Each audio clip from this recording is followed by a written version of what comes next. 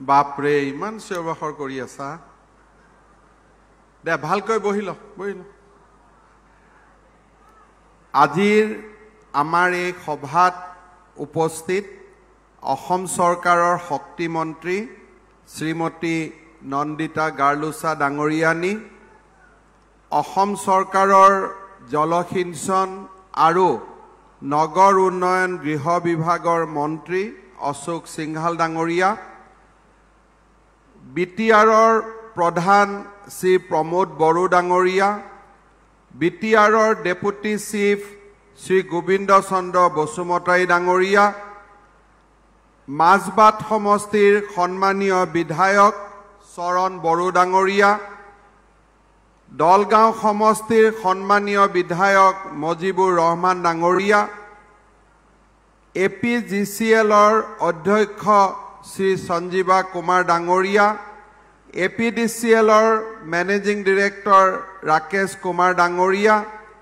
AEGCLৰ managing director Shri Debajyoti Das ডাঙৰীয়া বিটিআৰৰ কাৰ্যবাহী সদস্য দেওবৈচা বড়ো সঞ্জীৱ তাঁতী দিগন্ত বৰুৱা নীলোৎ স্বৰ্গীয়াৰী উদালগুৰি জিলা ভাৰতীয় জনতা পাৰ্টিৰ সভাপতি সুনীল বসুমতাৰী ডাঙৰীয়া উদালগুৰি জিলা UPPLৰ সভাপতি ৰবীন্দ্ৰ বসুমতাৰী ডাঙৰীয়া মঙলদৈ সমষ্টিৰ প্ৰাক্তন বিধায়ক গুৰুজ্যোতি দাস ডাঙৰীয়া APDCLৰ সঞ্চালক যতীন বৰা ডাঙৰীয়া আৰু ডক্টৰ প্ৰকাশ কাশ্যপ ডাঙৰীয়া উপস্থিত আই মাতৃসকল যুৱক যুৱতী বন্ধু বান্ধৱীসকল আৰু মোৰ অতিকে শ্ৰদ্ধাৰ ৰাইজ আজি আমাৰ বাবে অত্যন্ত আনন্দৰ দিন যে উদালগুৰি জিলাত আজি আমি সৌৰ শক্তিৰ দ্বাৰা উৎপাদিত 25 মেগাৱাট ক্ষমতা সম্পন্ন এটা নতুন প্ৰকল্পৰ শুভ উদ্বোধন কৰিবলৈ সক্ষম হলো শ্ৰদ্ধাৰ ৰাইজ আমি সকলোৱে জানো যে বৰ্তমান সমগ্ৰ পৃথিৱীখনতে জলবায়ু পৰিৱৰ্তনৰ ফলত ৰাইজ বিশেষভাৱে ক্ষতিগ্ৰস্ত হৈছে অসমৰ পৰিপ্ৰেক্ষিতত আমি দেখা পাওঁ যে আমি সৰু থাকোঁতে অসমত যিমান গৰম হৈছিল প্ৰতিদিনত অসমত মোৰ মনত আছে যে LP স্কুলত পঢ়ি থাকোঁতে 32 ডিগ্ৰী 33 ডিগ্ৰীতকৈ ওপৰত গৰম আমি দেখা নাছিলোঁ কিন্তু আজি আমাৰ অসমত গৰম 45 ডিগ্ৰীলৈকে যোৱাৰো তাতকৈও কম বেছি হোৱাৰো আজি আমাৰ দিন বা তেনেকুৱা দিন আজি আমি দেখা পাইছো তাৰ উপৰিও আবতৰীয়া বৰষুণে কেতিয়াবা হঠাতে বৰষুণ আহি যায় বানপানী হৈ যায় আৰু জলবায়ু পৰিৱৰ্তনৰ ফলত গৰম আৰু ঠাণ্ডাৰ মাজত ক'ত কেতিয়া গৰম আহিছে ক'ত কেতিয়া ঠাণ্ডা আহিছে ৰাইজে ক'ব নোৱাৰা হৈছে বিজ্ঞানীসকলে প্ৰেডিক্ট কৰিব নোৱাৰা হৈছে তাৰ ফলত মানুহৰ স্বাস্থ্য এগ্ৰিকালচাৰ সকলো দিশতে বিঘত ক্ষতি হৈছে তাৰ কাৰণ সম্বন্ধে আজিকালি আমি সকলোৱে জানো যে আমাৰ যি প্ৰদূষণ হয় সেই প্ৰদূষণৰ ফলত সূৰ্য আৰু পৃথিৱীৰ মাজত যি এক আৱৰণ আছিলে সেই আৱৰণটো লাহে লাহে নোহোৱা হৈছে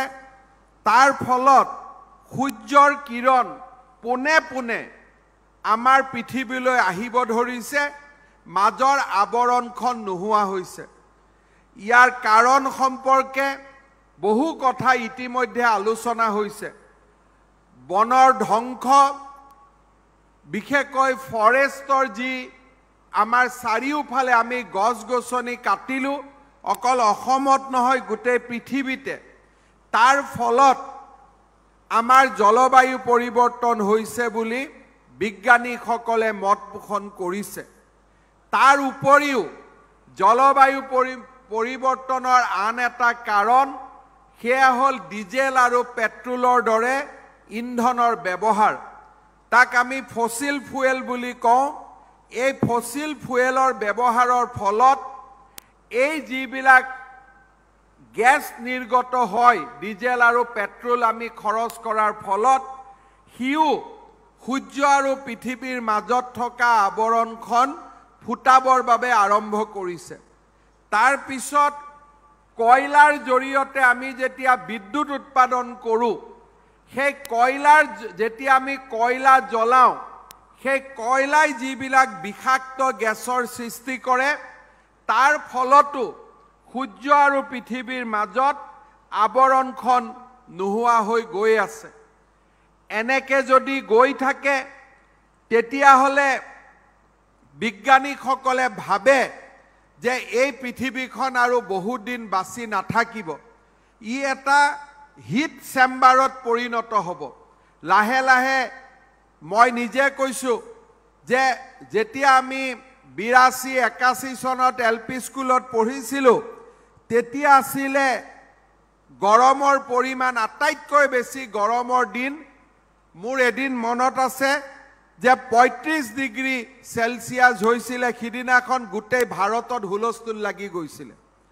আজি 85 চনৰ পৰা 2021 অৰ্থাৎ আমি ক'ব গ'লে 30 বছৰৰ ভিতৰত 35 বছৰৰ ভিতৰত জলবায়ু বা তাপৰ পৰিমাণ 10 ডিগ্ৰী সেন্টিগ্ৰেড বাঢ়িছে। আৰু 30 বছৰ পিছত 55 ডিগ্ৰী আমাৰ জলবায়ু আমাৰ গৰম হ'ব। তাৰ 30 বছৰ পিছত 65 ডিগ্ৰী হ'ব।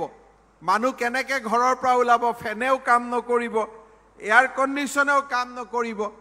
মানুহ গৰমতে ঘৰৰ বাহিৰত ওলালে গৰমতে মানুহ মৃত্যু হ'ব। যে ঘামত মানুহে যেনেকৈ কয় আমি চৌকাত কিবা এটা ঢালি দিলে যেনেকৈ আমি জ্বলি যাওঁ, সূৰ্যৰ গৰমতে আমি জ্বলি জ্বলি নোহোৱা হৈ যাম। অৰ্থাৎ এই পৃথিৱীখন নোহোৱা হৈ যাব। সেইবাবে আটাইতকৈ পৃথিৱীৰ সন্মুখত এতিয়া আমাৰ বহুত মানুহে অসমত আহিলে অসমৰ সমস্যা কি বোলে? আলফাৰ সমস্যা। অসমৰ সমস্যা কি বোলে? অসমৰ ডাঙৰ সমস্যা হ'ল বানপানীৰ সমস্যা। অসমৰ ডাঙৰ সমস্যা কি? নিবনুৱাৰ সমস্যা। অসমৰ ডাঙৰ সমস্যা কি? কৃষিৰ সমস্যা। কিন্তু আমি যদি চাব যাওঁ আজি মাদাৰ অফ অল প্ৰব্লেম, সকলো সমস্যাৰ মূল হ'ল জলবায়ুৰ পৰিৱৰ্তন। অৰ্থাৎ আজি এই সমস্যাটো ইমান ডাঙৰ, কাৰণ সেইটো অকল গুৱাহাটীত হোৱা নাই, অসমত হোৱা নাই, সমগ্ৰ পৃথিৱীত হৈছে। শ্বিলঙত যদি আপোনালোকে আগত গৈছিলে তেতিয়া দেখিব শ্বিলঙত গ'লেই ছাতি ল'বই লাগে, বৰষুণ আহি থাকে। আজিকালি বৰষুণ তাত কমি গ'ল। আগতে আমি আমাৰ লিখিছিলোঁ যে আটাইতকৈ বৰষুণ হোৱা জাগাৰ নাম কি? চেৰাপুঞ্জী, মচিনৰাম। তাত এতিয়া বৰষুণ নাই। আগতে যদি কোনোবা মানুহ ইংলেণ্ডত যায় ডাঙৰ ডাঙৰ জেকেট লৈ যায়, আজিকালি কয় হ'ব সৰু কোট এটা আনিলেও হ'ব। ইনফেক্ট মোৰ ঘৰৰ মানুহ এজন যোৱাকালি ইংলেণ্ডত আছিলে। মই ফোনত সুধিছিলোঁ কিমান ঠাণ্ডা, বোলে ঘৰৰ পৰা ওলাব পৰা নাই, ইয়াতে হিট ৱেভ হৈ আছে। যোৱা 2 দিন ধৰি ইংলেণ্ডত হিট ৱেভ হৈ আছে। অৰ্থাৎ বৰফৰ মাজত থকা স্থানতো এতিয়া সূৰ্যৰ ৰশ্মিয়ে একেবাৰে তাক চৌকাৰ দৰে গৰম কৰি তুলিছে। ইয়াৰ মূল কাৰণ হ'ল জলবায়ুৰ পৰিৱৰ্তন।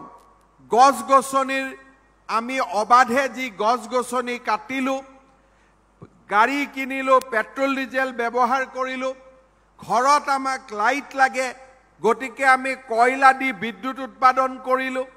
এই বিভিন্ন কাৰণত আজি আমাৰ পৃথিৱীখন সম্পূৰ্ণ ধৰণে এটা ধ্বংসৰ ফালে আগবাঢ়িছে।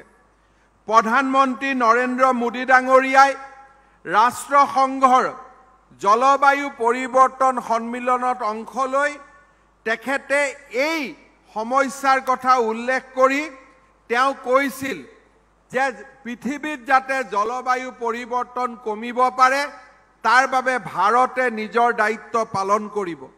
তাৰ মানে লাহে লাহে আমি গাড়ী মটৰ ইলেক্ট্ৰিচিটিৰ ওপৰত চলাম, আমি পেট্ৰল ডিজেলৰ ওপৰত নচলাওঁ। এতিয়া যদি ওদালগুৰিৰ ৰাইজে ৰেল লাইনবিলাক চাই দেখিব ভাৰতীয় ৰেল এতিয়া ইলেক্ট্ৰিচিটিত চলে। ইয়াত ডিজেল আৰু নালাগে, খুব কম সংখ্যক ডিজেল তেওঁলোকে ব্যৱহাৰ কৰি আছে। সমগ্ৰ ৰাস্তাটোদি ৰেল ইলেক্ট্ৰিচিটিৰ ওপৰত ৰেল চলে। ইতিমধ্যে আমাৰ ই ৰিক্সা হওক, আমাৰ অটো হওক, গাড়ী হওক, বাছ হওক, ইতিমধ্যে আপোনালোকে দেখিছে যে ইলেক্ট্ৰিচিটি আৰু বেটাৰী দি গাড়ী চলা আৰম্ভ হৈছে। আমাক পেট্ৰল ডিজেল লাহে লাহে মানুহে ব্যৱহাৰ কৰাটো কমাই দিছে। 2035 চনৰ ভিতৰত অসমত পেট্ৰল ডিজেল নাথাকিব। হয় হাইড্ৰোজেন আমি গাড়ীত ভৰাব লাগিব, নহ'লে আমি ইলেক্ট্ৰিচিটিৰ বেটাৰী যি ঘৰতে চাৰ্জ হ'ব, পেট্ৰল ডিপোত পেট্ৰল ডিজেল নবঢ়াই মাত্ৰ বেটাৰী চাৰ্জ কৰিব। বেটাৰী দি আমি গাড়ী চলোৱা আৰম্ভ কৰিম। আৰু আমি ইলেক্ট্ৰিচিটি ক'ৰ পৰা পাম? আমি কয়লাৰ পৰা ইলেক্ট্ৰিচিটি নবনাওঁ, আমি পানী আৰু সূৰ্যৰ পৰা আমি ইলেক্ট্ৰিচিটি বনাম।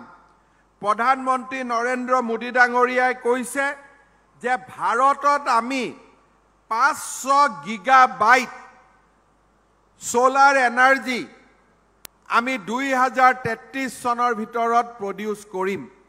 500 গিগাবাইট মানে কি? 1000 মেগাৱাটত 1 গিগাবাইট হয়। তাৰ মানে ভাৰতত আমি 50,000 মেগাৱাট আমি পাৱাৰ আমি সোলাৰৰ পৰা, সৌৰ শক্তিৰ পৰা উৎপাদন কৰিম, যাতে আমাৰ এই মৰমৰ পৃথিৱীখনক আমি সূৰ্যৰ তাপৰ পৰা ৰক্ষা কৰিব পাৰোঁ।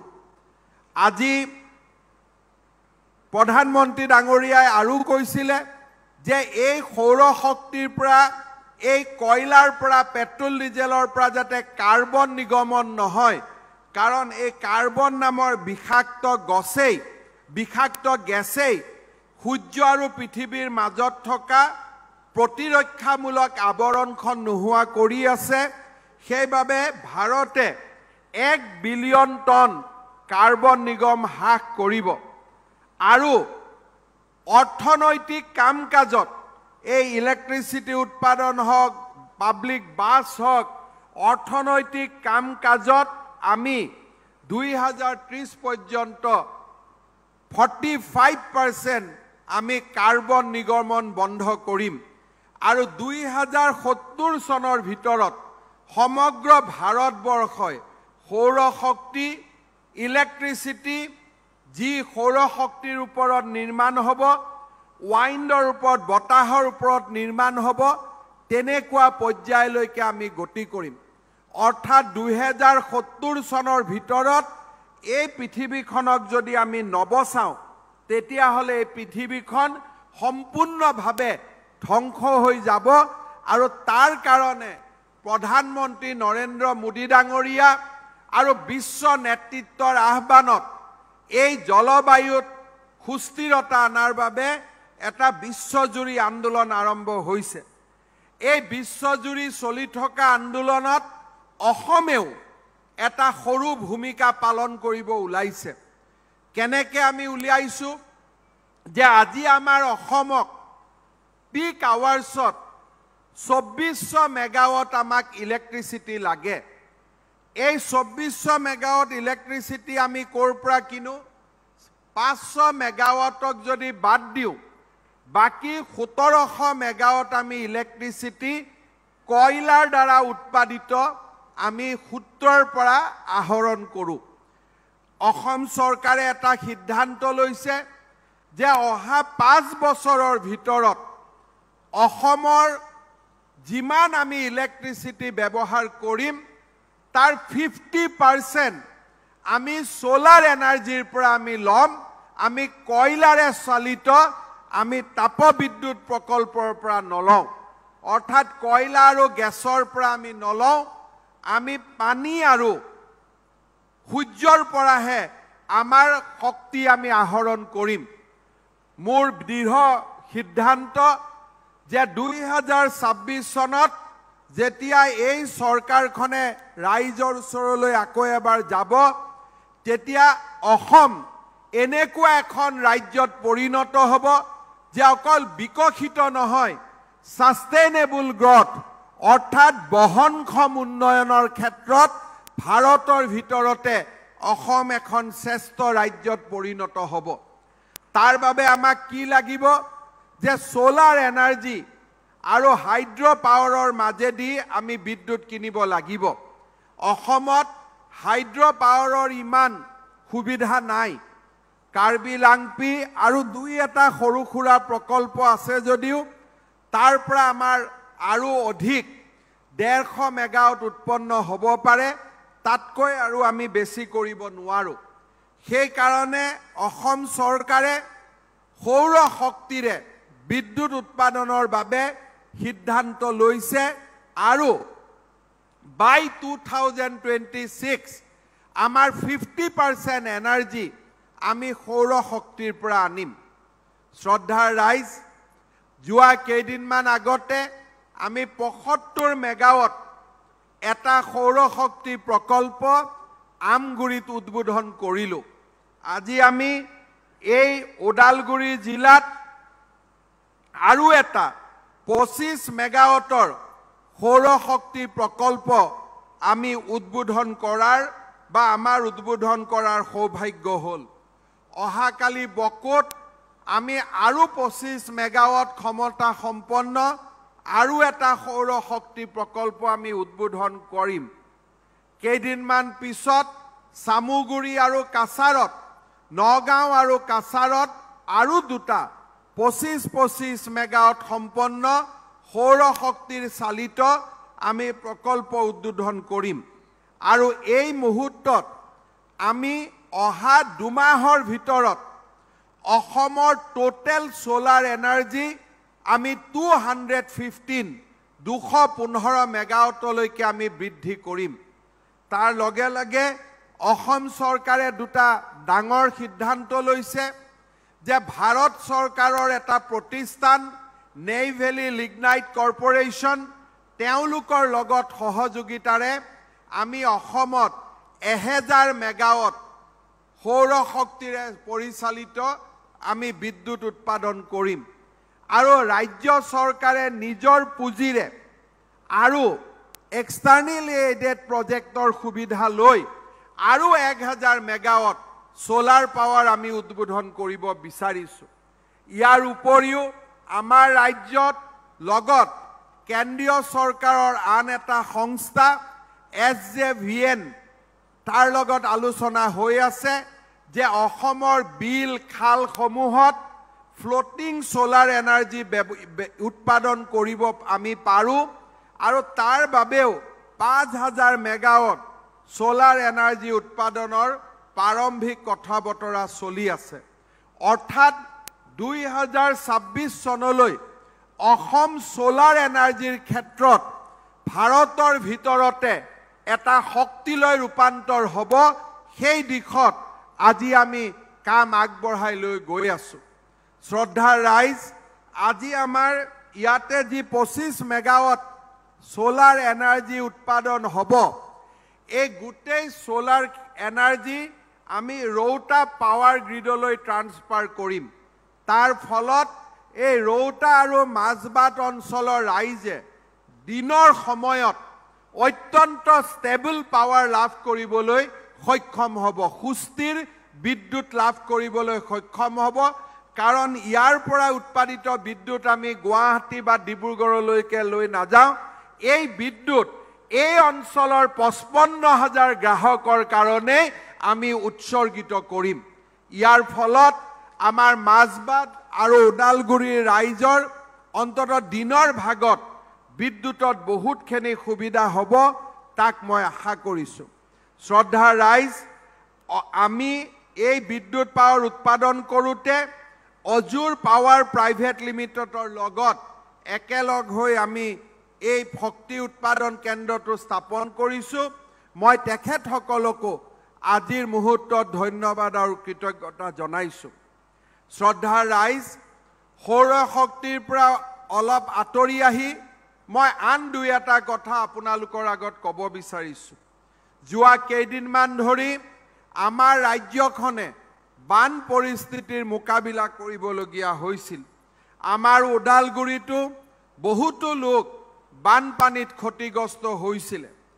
আপোনালোকে দেখা পাইছে যে বিটিআৰে হওক, অসম চৰকাৰে হওক, ৰাজ্যৰ বান ক্ষতিগ্ৰস্ত লোকক সকলো ধৰণে সহায় কৰাৰ বাবে আমি যোৱা দুমাহ ধৰি প্ৰচেষ্টা চলাই আহিছিলোঁ।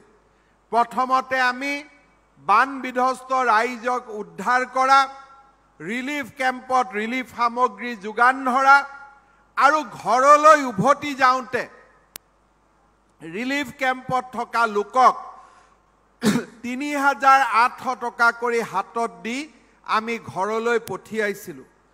যোৱা দুদিন আগতে মুখ্যমন্ত্ৰী সাহায্য পুঁজিৰ পৰা আমি আমাৰ যিসকল ল'ৰাৰ বা ছোৱালীৰ পঢ়া শুনাৰ কিতাপ পত্ৰ ক্ষতিগ্ৰস্ত হৈছিল, তেনে লোকক, তেনে ছাত্ৰ ছাত্ৰীক আমি ১,০০০ টকাকৈ বেংক একাউণ্টত আমি পঠাই দিছিলোঁ। প্ৰায় ১,১০,০০০ ছাত্ৰ ছাত্ৰী ইয়াৰ পৰা উপকৃত হৈছিল।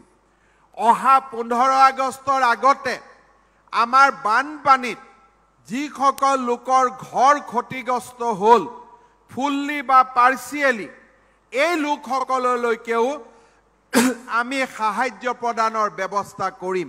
প্ৰায় ৩০০ কোটি টকা এই কামত আমি ব্যৱহাৰ কৰিব লাগিব। এনেকুৱা এটা প্ৰাৰম্ভিক হিচাপ আমাৰ সন্মুখলৈকে আহিছে। ৰাজ্য চৰকাৰে প্ৰথমবাৰৰ বাবে বান হৈ যোৱাৰ এমাহৰ ভিতৰতে সকলো ক্ষতিপূৰণ ৰাইজক উভতাই দিবলৈ প্ৰচেষ্টা হাতত লৈছে। মই ওদালগুৰিৰ বান বিধ্বস্ত ৰাইজকো প্ৰতিশ্ৰুতি দিব বিচাৰিছোঁ যে আমি নিৰ্ধাৰিত কৰি দিয়া দিন মতেই আমি ৰাইজৰ মাজত এই বান সাহায্য আমি বিতৰণ কৰিম। শ্ৰদ্ধা ৰাইজ, আমাৰ ৰাজ্যখনে আৰু সমগ্ৰ দেশে অহা ১৫ আগষ্টত স্বাধীনতাৰ ৭৫ বছৰ পালন কৰিব। প্ৰধানমন্ত্ৰী নৰেন্দ্ৰ মোদী ডাঙৰীয়াই এটা নতুন কাৰ্যসূচী দিছে যে স্বাধীনতাৰ ৭৫ বছৰ আমাৰ জীৱনত আৰু দ্বিতীয়বাৰ নাহে। এই বছৰটো আমি অমৃত মহোৎসৱ হিচাপে পালন কৰিছোঁ। এই অমৃত মহোৎসৱৰ লগত সংগতি ৰাখি অহা ১৩ আগষ্টৰ পৰা ১৫ আগষ্টলৈ ৩ দিন আপোনালোকে ভাৰতৰ জাতীয় পতাকা এখন নিজৰ টকাৰে কিনি ঘৰত লগাব লাগিব। অৰ্থাৎ অসমৰ ৮০ লাখ ঘৰত ১৩ তাৰিখৰ পৰা ১৫ তাৰিখলৈকে জাতীয় পতাকা আমি আমাৰ ঘৰত লগাব লাগিব, যাতে এই পবিত্ৰ ভাৰত মাতৃক আমি আমাৰ সন্মান প্ৰদৰ্শন কৰিব পাৰোঁ। এই কাৰ্যসূচীৰ মোদী ডাঙৰীয়াই নাম দিছে হৰ ঘৰ তিৰংগা। এই তিৰংগ পতাকা আমি ৰেচন কাৰ্ডৰ দোকানতো উপলব্ধ কৰিম আৰু মহিলা আত্মসহায়ক গোটসকলেও উপলব্ধ কৰাব। ১৩ৰ পৰা ১৫ আগষ্টৰ ভিতৰত অসমৰ প্ৰতি ঘৰ মানুহে, প্ৰতিটো দোকানত, প্ৰতিখন স্কুলত, প্ৰতিখন কলেজত আমি আমাৰ ৰাষ্ট্ৰীয় পতাকা উৰুৱাই ৰাখিব লাগিব। মই ওদালগুৰিৰ ৰাইজক এই কাৰ্যসূচীত সহায় সহযোগিতা কৰাৰ বাবে আহ্বান জনালোঁ।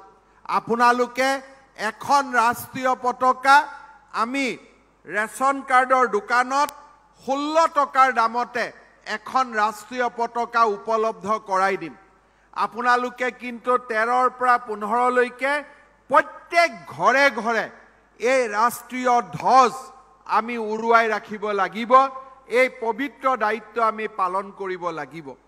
ইয়াৰ লগত আমি আৰু এটা কাম কৰিব খুজিছোঁ যে আজি আমাৰ ভাৰতৰ স্বাধীনতাৰ ৭৫ বছৰ হ'ল। এই ৭৫ বছৰত আমি প্ৰত্যেকখন জিলাতে ৭৫টা পুখুৰী আমি খান্দিব খুজিছোঁ। আগত যেনেকৈ ৰজা মহাৰাজাই যুদ্ধ জিকিলে ঘূৰি আহি এটা সৰোবৰ বনায়, সেই ধৰণে ভাৰতৰ স্বাধীনতা যুঁজত আমি জয়লাভ কৰাৰ ৭৫ বছৰৰ লগত সংগতি ৰাখি আমি প্ৰত্যেকখন জিলাত ৭৫টা আমি সৰোবৰ বনাম। এই ৭৫টা সৰোবৰৰ নাম দিছোঁ আমি অমৃত সৰোবৰ।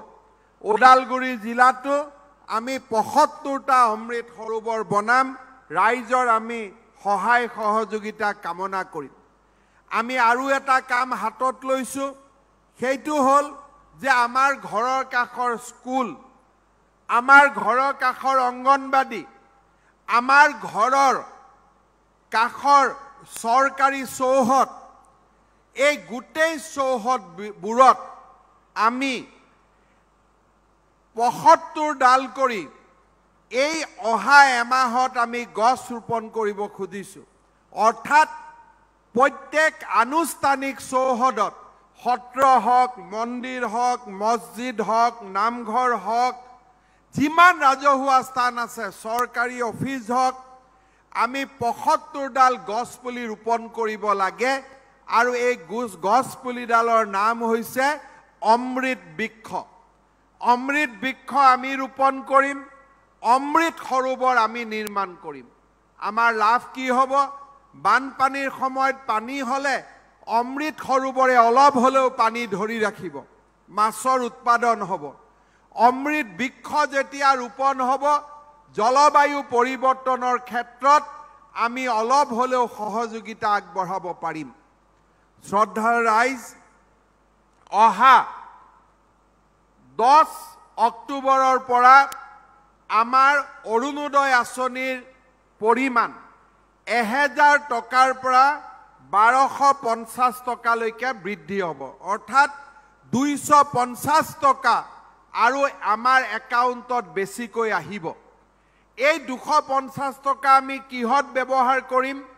আমাৰ যি ইলেক্ট্ৰিচিটি বিল আহে, সেই বিল আমি চৰকাৰৰ টকা দি আমি বিলটো দি দিম, নিজৰ টকা নলওঁ। এই কাৰণে আমি 250 টকা আমি অতিৰিক্তকৈ অৰুণোদয় বেনিফিচিয়াৰীক আমি যোগান ধৰিম। তাৰ লগে লগে প্ৰত্যেকটো অসমৰ সমষ্টিত আমি নতুনকৈ 6000 পৰিয়ালক আমি অৰুণোদয় আঁচনি দিয়াৰ বাবেও আমি সিদ্ধান্ত গ্ৰহণ কৰিছোঁ। অৰ্থাৎ আমাৰ ওদালগুৰিতে হওক, ৰৌতাতে হওক, মাজবাটে হওক, আৰু 6000 পৰিয়ালে অৰুণোদয় আঁচনি লাভ কৰিব। তাৰ আগে আগে এই মাহৰ পৰা আমাৰ চৰকাৰৰ ছাত্ৰ ছাত্ৰী বিষয়াসকল প্ৰত্যেক ঘৰ অৰুণোদয় বেনিফিচিয়াৰী ঘৰত যাব। আৰু যিসকলে ইতিমধ্যে চৰকাৰী চাকৰি পালে বা আন ধৰণে আৰ্থিকভাৱে শক্তিশালী হ'ল, তেওঁলোকে স্ব-ইচ্ছাই অৰুণোদয় আঁচনি এৰি দিব, যাতে আমি দুখীয়া মানুহক অৰুণোদয় আঁচনি আমি দিব পাৰোঁ। শ্ৰদ্ধাৰ ৰাইজ, প্ৰত্যেকগৰাকী অৰুণোদয় বেনিফিচিয়াৰীৰ পৰিয়ালত এইবাৰ আমি এটা লগো লগাই দিম, অৰুণোদয় পৰিয়াল বুলি। চবৰে অৰুণোদয় ফেমিলিৰ ঘৰৰ সন্মুখত এখন সাইনবোৰ্ড থাকিব, অৰুণোদয় পৰিয়াল।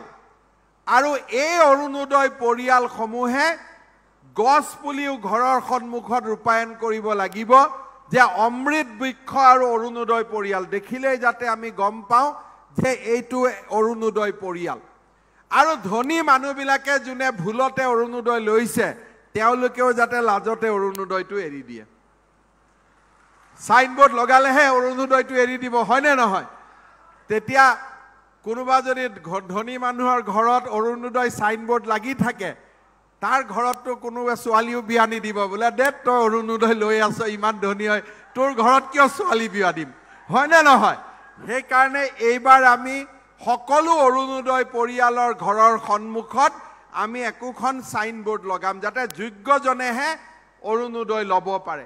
এই গোটেই কামবিলাক আমি ডিসেম্বৰ মাহৰ ভিতৰত সমাপ্ত কৰিব খুজিছো অহা 6 আগষ্টত মেট্ৰিকত ষ্টাৰ নম্বৰ পোৱা লেটাৰ নম্বৰ পোৱা লৰা ছোৱালীক আমি কম্পিউটাৰৰ পৰিৱৰ্তে 16000 টকাকৈ দিম আৰু দুৰ্গা পূজাৰ আশে-পাশে মেট্ৰিকত ফাৰ্ষ্ট ডিভিজন পোৱা ছোৱালীবিলাকক স্কুটি দিম আৰু হায়াৰ সেকেন্ডাৰীত ফাৰ্ষ্ট ডিভিজন পোৱা ছোৱালীবিলাকক স্কুটি দিম এইবাৰ হায়াৰ সেকেন্ডাৰীত লেটাৰ নম্বৰ পোৱা লৰাবিলাককো আমি স্কুটি দিম যাতে ছোৱালী লৰা দুইটাই পায় খালি ছোৱালীয়ে ফাৰ্ষ্ট ডিভিজন পালে পাব লৰাই কিন্তু লেটাৰ নম্বৰ পাব লাগিব লৰাৰ কাৰণে অলপ টাইট কৰি দিছো এই ধৰণে আমি আমাৰ যিমানবিলাক আমাৰ ইলেকশ্যনত আমি প্ৰতিশ্ৰুতি দিছিলো সেইবিলাক আমি আগুৱাই লৈ যাবৰ কাৰণে চেষ্টা কৰিছো অলপ আগতে আমাৰ বিটিআৰৰ মুৰব্বী প্ৰমোদ বৰুক মই সুধিছো যে প্ৰমোদ ভাই ইলেকশ্যনৰ আগত আমি কিন্তু উদালগুৰিৰ খিলঞ্জীয়া ৰাইজক মাটিৰ পট্টা দিম বুলি কৈছো হেতু কিন্তু আমি পট্টা দিবই লাগিব যেনে তেনে মই ভাবো আমাৰ খিলঞ্জীয়া ৰাইজক আমি যেনেকে গোটেই অসমতে বসুন্ধৰা আঁচনিৰ জৰিয়তে মাটিৰ পট্টা দিয়াৰ কাম হাতত লৈছো বিটিআৰেও যাতে বিটিআৰ বসুন্ধৰা নিৰ্মাণ কৰি বিটিআৰৰ ৰাইজৰ মাটিবাৰীৰ সমস্যা সমাধান কৰে তাৰ বাবে মই বিটিআৰ প্ৰধানৰ লগত এই মাত্ৰ আলোচনা কৰিছো আৰু তেওঁ মোক কৈছে যে সাৰ্কেল অফিচাৰ বিলাকক ট্ৰেনিং কৰি থকা হৈছে তাৰ পিছতে এই ব্যৱস্থা হাতত লোৱা হ'ব শ্ৰদ্ধা ৰাইজ আমাৰ 1 আগষ্টত এটা নতুন কাম আমি হাতত ল'ব খুজিছো সেইটো হল মিছন ভূমিপুত্ৰ তাৰ মানে আমাৰ এসটি এসসি ওবিসি লৰা ছোৱালী বিলাকে কাষ্ট সাৰ্টিফিকেট বিচাৰি অফিসে ঘূৰি থাকিব লাগে 1 আগষ্টৰ পৰা এটা নতুন কাম আমি হাতত ল'ব খুজিছো সেইটো হল যে লৰা ছোৱালীয়ে কাষ্ট সাৰ্টিফিকেট বিচাৰি অফিসত আহিব নালাগে 9, 10, 11, 12 ষ্টুডেণ্টক অফিচাৰে গৈ স্কুলতে কাষ্ট সাৰ্টিফিকেটখন দি দিব আমি অফিসত আহিলেতো আমাৰ টকা পইচা খৰচ কৰিব লাগে সেইকাৰণে এতিয়া স্কুলতে গৈ আমাৰ লৰা ছোৱালীক ডিসিয়ে 9, 10, 11, 12ক কাষ্ট সাৰ্টিফিকেট দিব লাগিব তাৰ পিছত প্ৰত্যেকবাৰে 8ৰ লৰা 9 পাস কৰিব আৰু কাষ্ট সাৰ্টিফিকেটখন উপহাৰ স্বৰূপে ডিসিয়ে স্কুলত গৈ লৰা ছোৱালীক দিব লাগিব এই কাম আমি কৰিব খুজিছো যাতে আমাৰ এসটি এসসি আৰু ওবিসি লৰা ছোৱালীয়ে কষ্টৰ সন্মুখীন হ'ব নালাগে আৰু আমি নিয়ম কৰিছো আমাৰ গুৰখা মানুহে যেতিয়া ওবিসি সাৰ্টিফিকেট খুৰে ডিসিয়ে কয় আপুনি ভাৰতীয় নাগৰিক হয়নে নহয় আৰে মই গুৰখা মানে ভাৰতীয় আৰু কি গুৰখা বিদেশী হ'ব পাৰে নেকি গতিকে সেই কাৰণে এইবাৰ আমি নিয়ম কৰিছো যে কোনো এসটি এসসি ওবিসি মানুহক কোনো ডিসিয়ে ভাৰতীয় হয়নে নাই প্ৰশ্ন কৰিব নোৱাৰে তেওঁলোক খিলঞ্জীয়া মানুহ তেওঁলোকক ডাইৰেক্ট কাষ্ট সাৰ্টিফিকেট দিব লাগিব এই 1 আগষ্টৰ পৰা আমি মিছন ভূমিপুত্ৰ আৰম্ভ কৰিব খুজিছো কেবিনেট ডিসিশন হৈ গল আমি ডিসি সকলক মাতিছো 27 তাৰিখে ট্ৰেনিং কৰি দিম বুজাই দিম যাতে লাহে লাহে সৰকাৰখন যাতে সাধাৰণ ৰাইজৰ ঘৰত সোমাব পাৰে বুকুত সোমাব পাৰে এই ধৰণে আমি চিন্তা চৰ্চা কৰিছো আৰু লাহে লাহে আমি আগুৱাই লৈ গৈ আছো শ্ৰদ্ধা ৰাইজ যোৱাবাৰ আমি ধান কিনুতে দাম দিছিলো 1960 টকা এইবাৰ মোদী ডাঙৰীয়াই ধানৰ দাম 2020 টকালৈকে বৃদ্ধি কৰিছে যিটো দাম আমি অহা অক্টোবৰৰ পৰা পাম মই উদালগুৰি ৰাইজক আহ্বান জনাম আপোনালোকে যেন ভাল কৰি খেতি কৰে খেতিৰ ধান মধ্যভোগীক নিদি সৰকাৰক যাতে দিয়ে তাৰ বাবে মই অনুৰোধ কৰিম এই মুহূৰ্তলৈকে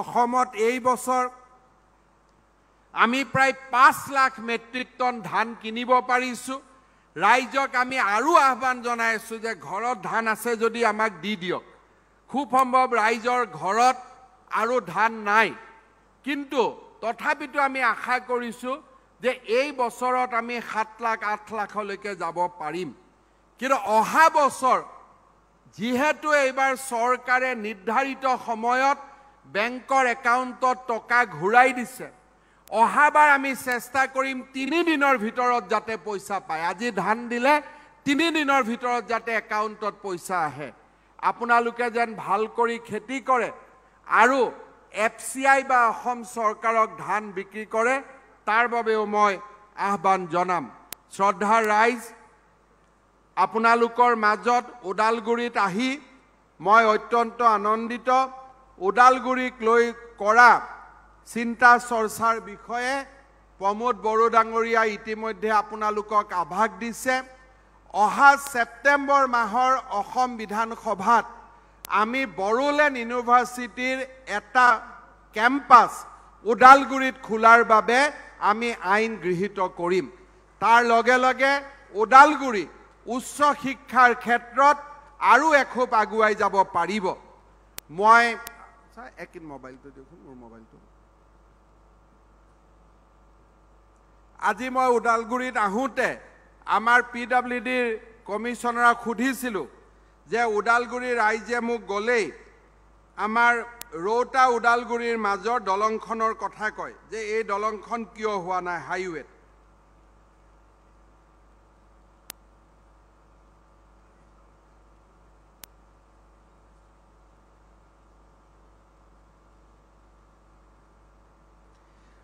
আমাৰ ৰাইজে ৰৌতা উদালগুৰি ৰোডত যিখন 11/2 আৰু 11/1 যিখন দলং নিৰ্মাণ হোৱা নাই তাৰ বাবে মোক প্ৰায়ে কৈ থাকে মই আপোনালোকক জনাবলৈ পাই ভাল পাইছো যে এই দলংখন নিৰ্মাণৰ বাবে ৰাজ্য চৰকাৰে 18 কোটি টকাৰ অনুমোদন কৰিলে আৰু আগষ্টৰ শেষ মাহৰ পৰা আমি বা সেপ্টেম্বৰৰ ফাৰ্ষ্ট উইকৰ পৰা এই দলংখন নিৰ্মাণৰ কাম আমি হাতত লম যাতে ৰৌতা উদালগুৰি ৰাস্তাটো সম্পূৰ্ণ থ্ৰ হৈ যাব পাৰে সেই কথাটো মই আজি আপোনালোকক ৰাজহুৱাভাৱে জনাবলৈ পাই অত্যন্ত আনন্দিত হৈছো পুনৰবাৰ আমাৰ APDCLক মই ধন্যবাদ জনাইছো অজুৰ পাৱাৰ লিমিটেডক ধন্যবাদ জনাইছো যে আজি 25 মেগাৱাট এই সৌৰ শক্তি চালিত যি লালপুল উদালগুৰিত আমি এই শক্তি উৎপাদন কেন্দ্ৰ আৰম্ভ কৰিব পাৰিলো ইয়াৰ বাবে মই তেওঁলোকক ধন্যবাদ জনাইছো আৰু অসমত আমি সৌৰ শক্তি উৎপাদনৰ যি এক ব্যাপক পৰিকল্পনা হাতত লৈছো তাত আগবাঢ়ি যাবলৈ তেওঁলোকক মই অনুৰোধ জনাইছো পুনৰ এবাৰ শক্তি মন্ত্ৰী নন্দিতা গাৰ্লোছা আৰু সমগ্ৰ APDCL AEGCL আমাৰ তিনিওটা বিদ্যুৎ কোম্পানীকে মোৰ ধন্যবাদ আৰু কৃতজ্ঞতা জনাই মই মোৰ বক্তব্যৰ সামৰণি মাৰিছো ধন্যবাদ জয় হিন্দ বন্দে মাতৰম 13 আগষ্টৰ পৰা 15 আগষ্টত পতাকা উত্তোলন কৰাটো কিন্তু কোনেও নাপাহৰিব NRCত গৈ এপ্লাই কৰিলে নহয় মই ইণ্ডিয়ান সিটিজেন বুলি পতাকা উত্তোলন কৰিহে প্ৰমাণ দিব লাগিব যে মই প্ৰকৃততে ভাৰত মাতাৰ সন্তান হয়নে নহয় হয়নে গতিকে সকলোৱে 13 পৰা 15 তাৰিখে ওচৰৰ ৰেচনৰ দোকানত তিৰংগা পতাকা পাব